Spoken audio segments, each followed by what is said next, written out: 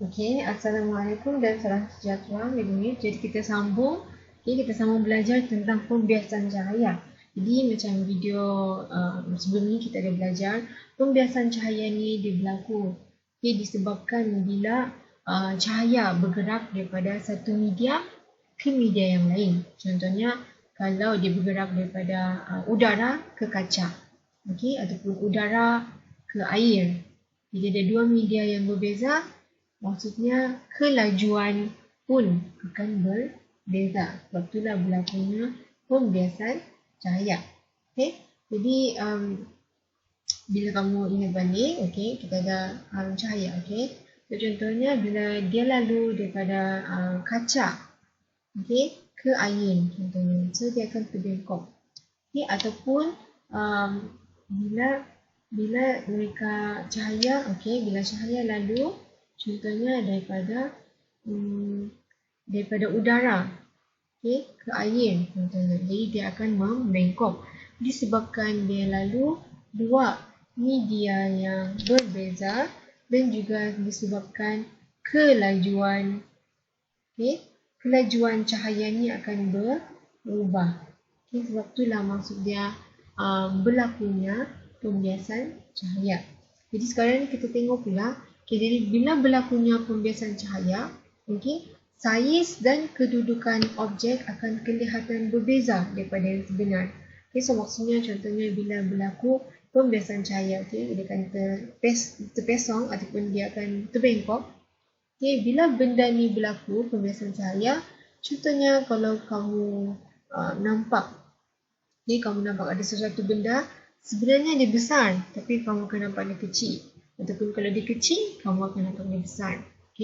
Ataupun ni, kedudukan objek kelihatan berbeza. So contohnya, kamu nampak contohnya objek tu dekat bawah, tapi sebenarnya objek tu dekat atas. Jadi itulah ada maksudnya kedudukan objek kelihatan berbeza. Satu adalah saiz dan satu adalah kedudukan objek. Jadi nanti kita akan tengoklah. Cikgu ada beberapa gambar. So bila berlaku pembiasan cahaya ni, objek kelihatan lebih besar. Saiz objek kelihatan lebih besar. Dan juga air kelihatan cetek. So kita boleh tengok bila berlaku pembiasan cahaya, saiz dia akan berubah.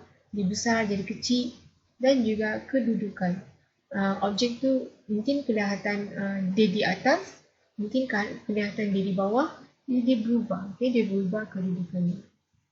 Contoh fenomena pembiasan cahaya. Tadi macam cikgu ada bagi dekat gambar video sebelum ni. Contohnya batang sudu ataupun batang pensel kelihatan bengkok.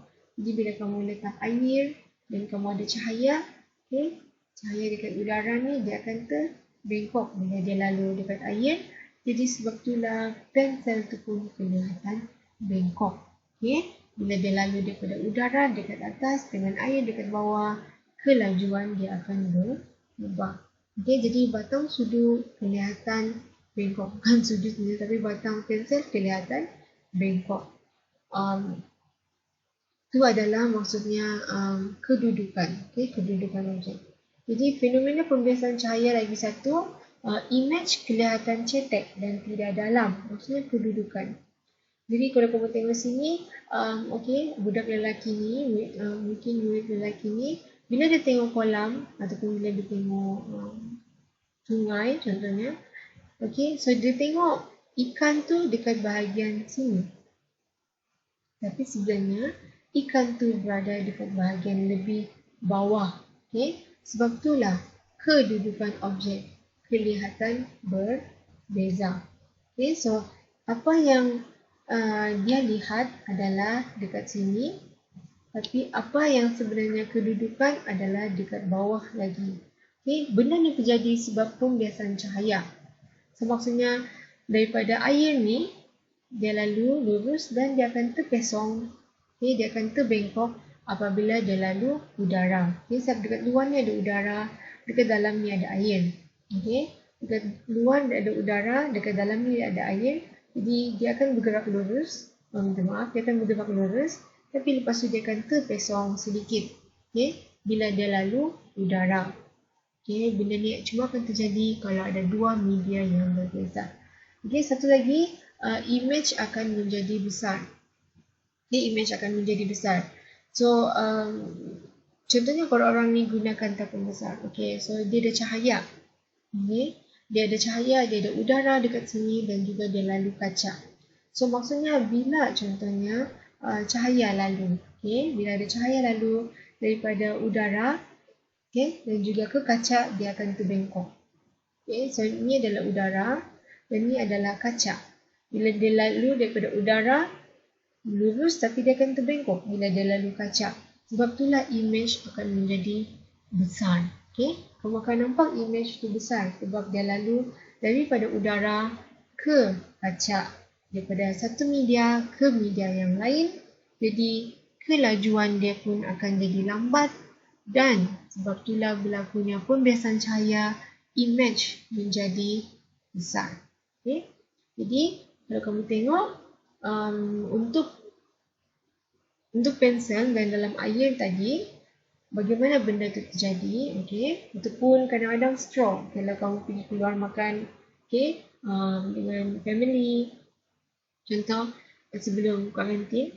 Jadi, kalau kamu tengok, cawan tu, okay, gelas tu, kamu akan nampak straw kamu akan bengkok. Samalah dengan batang pensel ni. Kenapa? Sebab pembiasan cahaya.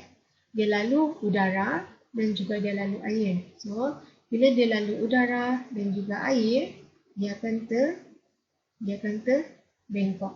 Okay? Jadi, benda ni terjadi sebab kalau kamu tengok, ni adalah mata manusia. Kalau kamu tengok, patutnya dia akan nampak macam ni lurus. Right?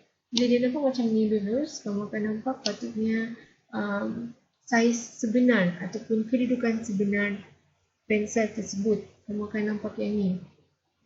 Okay? Tapi disebabkan oleh pembiasan cahaya. Kalau kamu tengok sini, mula-mula dia adalah lurus. Dua-dua ni adalah lurus. Okay? Sebab dia lalu contohnya udara. Tapi bila dia lalu air dan juga kaca, okay, dia akan terpesong. Dia terpesong. Bila dua-dua ni, okay, bila dua-dua ni terpesong dan juga terpesong macam ni, akhirnya dia akan nampaklah bayang-bayang. Okay, bayang-bayang. Sebab itulah kalau kamu tengok, ni adalah pensel yang sebenar tapi dia patah dekat bawah. Okay, image yang sebenar adalah macam ni. Okay, ni adalah image yang sebenar. Okay, walaupun cerita peneliti sangat, tapi kalau kamu tengok, sini pensel tu akan nampak seperti dia bengkok sebab pembiasan cahaya. Okay, jadi kalau kamu tengok sini yang tentang ikan tu pula, okay, mula ni dia akan nampak ikan tu berada dekat bahagian atas, padahal ikan tu sebenarnya di dekat bawah lagi. Okay, so kedudukan mereka boleh berubah. Okay, disebabkan oleh pembiasan cahaya. Kalau kamu tengok sini, dia patutnya lurus sahaja, barulah dia akan nampak. Oh, bukan. Okay, minta maaf. Okay, jadi patutnya disebabkan oleh pembiasan cahaya, dia nampak lurus macam ni. Tapi kalau yang sebenarnya dia adalah dekat bahagian sini. Kalau kamu tengok sini, dia ada terpesong sedikit. Disebabkan oleh dua media yang berbeza, udara dan juga air. So, bila cahaya bergerak dari udara ke air, kelajuan dia akan berkurang. Dia akan jadi lambat. Okay? Jadi, kamu akan nampaklah ikan tu lebih tinggi kedudukan dia. Okay? Dan juga air tu akan kelihatan cetek contohnya. Okay? Jadi, soalan tahun lepas. So, soalan tahun lepas, kalau kamu tengok sini, ini adalah soalan objektif, okay, untuk pembiasan cahaya. So, dalam ni kita ada observer's eyes ataupun cahaya mata pemerhati. Okay? So, kita ada coin ataupun shilling dan juga kita ada gelas yang dipenuhkan dengan air. Okay? Satu yang ada air, satu yang tidak air. Okay? Jadi, apa beza dia? Mula-mula, kalau kamu tengok yang pertama ni sahaja, pemerhati ni, okay, pemerhati ni dia tidak nampak shilling ni. Okay, dia tidak nampak shilling ni. Tapi, Selepas telah diisi dengan air, diisi dengan air, barulah pemerhati ni boleh nampak. Dia boleh nampak yang ada shilling dekat bahagian bawah gelas. Jadi kenapakah benda ini berlaku, soalan dia? Kenapa kalau yang pertama ni orang ni dia tidak nampak shilling. Tapi yang gambar kedua ni orang ni nampak shilling. Jadi itu soalan dia. Jadi dekat sini jawapan dia adalah pembiasan cahaya. Kenapa? Sebab kalau kamu tengok sini dia lalu daripada air ke udara. Kan? Air ke udara, sebab itulah dia terbengkok. Dia terbengkok, barulah kamu boleh nampak kehadiran shilling tersebut. Barulah kamu boleh nampak, di bawah tu ada shilling. Sebab itulah contohnya kalau kamu pergi tengok sungai, bukan tengok sungai, contohnya kalau kamu pergi ke kolam, kadang ada satu tempat yang di mana orang buang shilling, kamu boleh nampak. Kamu boleh nampak dengan jelas. Kenapa? Sebab cahaya. Bila dia tembusi air dan juga udara, kamu boleh nampak dengan lebih jelas. Sama lah juga dengan bila orang menggunakan tang besar.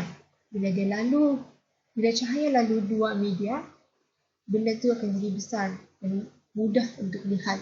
So sama juga dengan contohnya kalau cikgu buang shilling dekat dalam kolam, kamu boleh nampak dengan jelas dekat bahagian bawah tu. Sebab berlaku pembiasan cahaya. Pembiasan cahaya. So yang ni adalah salah pantulan. Pantulan, kalau kamu ingat pantulan adalah hanya terpantul macam tu saja. So adalah salah pantulan cahaya. Ni pembiasan sebab kita tahu ada air dan juga ada udara. Bila ada dua media, satu sini, dua sini, kita tahulah benda tu adalah pembiasan cahaya. So ini adalah slide cikgu yang terakhir. Kalau kamu ada apa-apa soalan yang kamu kurang faham, ada bahagian yang kamu kurang faham, kamu boleh salut dengan cikgu. Jadi selepas ni, cikgu akan bagi latihan ataupun cikgu akan bagi quizzes. Kalau ada apa-apa soalan, seperti biasa kamu boleh tanya cikgu.